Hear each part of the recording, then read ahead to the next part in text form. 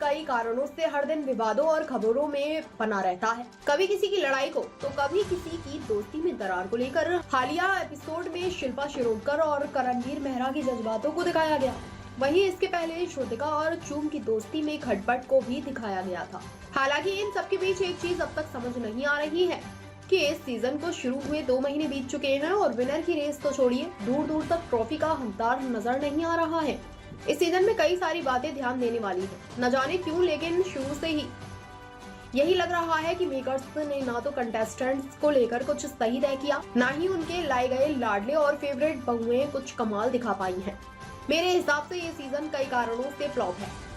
आइए गिनवाते हैं। पहली चीज तो ये है कि शो जब पहले दिन लॉन्च हुआ तो कई सारे कंटेस्टेंट्स ऐसे थे जिन्हें देखकर लगा कि इनमें से तो कोई भी विनर बन सकता है। विवियन डिसेना से लेकर करणवीर मेहरा और ईशा सिंह जैसे नामों ने घर में एंट्री ली। एलिस कौशिक को तो टॉप 2 कंटेस्टेंट कहा गया था, लेकिन हुआ क्या, पिछले हफ्ते ही बेघर हुई हैं। ऐसे में विवियन डिसेना को घर और शो का लाडला कहकर झाड़ पर चढ़ाया गया और उनके एटीट्यूड की तुलना कुछ लोगों ने सिद्धार्थ शुक्ला से कर दी।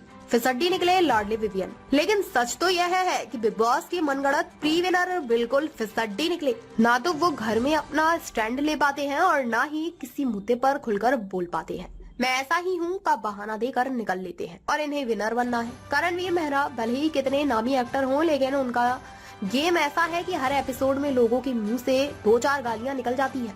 तो बिग बॉस के इतिहास में दोगला विनर तो कभी नहीं बना। बात रही रजत की, तो वो भी कभी कभी बॉम्ब की तरह फटते तो है, लेकिन दिमाग पॉकेट में लेकर।